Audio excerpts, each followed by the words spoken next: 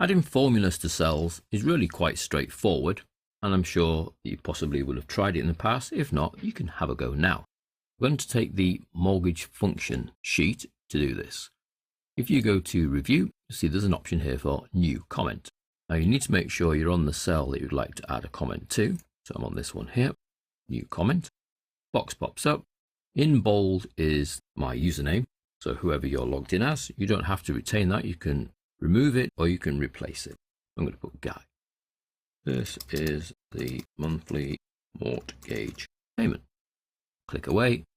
And then depending on the settings, your comment will either stay or it will disappear. Mine are currently set to show. It says here, show all comments. If I take that tick off, it disappears. Put it back on, comes back again. With them fixed, I can actually move them, but the arrow will remain pointing at the correct cell. So it doesn't matter how far away I move, the arrow remains. So I can move it back again. I can even resize it so it's a different shape. Maybe move it somewhere more logical. Or I can say don't show.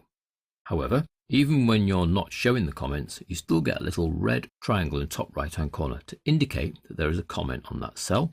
And if I hover, the comment then appears as a pop-up.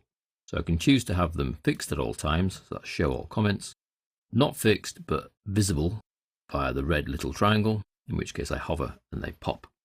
Now that's fine and it works great and I can add as many comments as I like. At times you may wish to add a comment to a formula but not have some kind of indicator on the screen, whether that be a little box because you're showing them all or even a red little triangle. Now we can do that cleverly. Let's delete the comment that's there by clicking on the cell and choosing delete.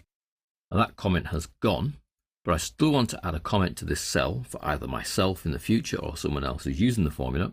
I simply do that by clicking into the cell. The formula remains the same, there's nothing going to change with that, but then I add on the end of it a little note, which is the n function, n, open brackets. It actually converts text to numbers and numbers to text, but if I just put a comment in speech marks, it will just keep that comment within the cell. So n, open brackets, speech marks. This is the monthly repayment value. So using this clever little option of an n, you can hide comments within formulas because it's not displayed here in the cell. The only way to know it's there is by looking in the formula bar at the top here.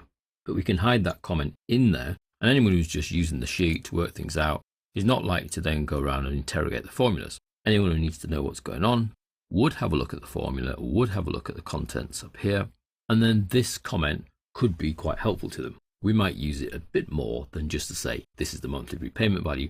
We might use it to actually explain each of the three components. Why are we dividing by 12? Because we want a monthly interest rate, not the annual interest rate. Why are we multiplying by 12 on the B4? Because we need to turn the number of years into number of months.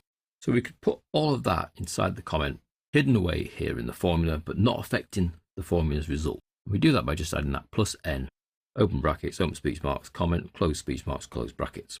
So I could add one to here, for example, plus n, the LTV is the loan to value, thus explaining the abbreviation. And again, it's not visible on the sheet. It's only there if you look into the formula itself.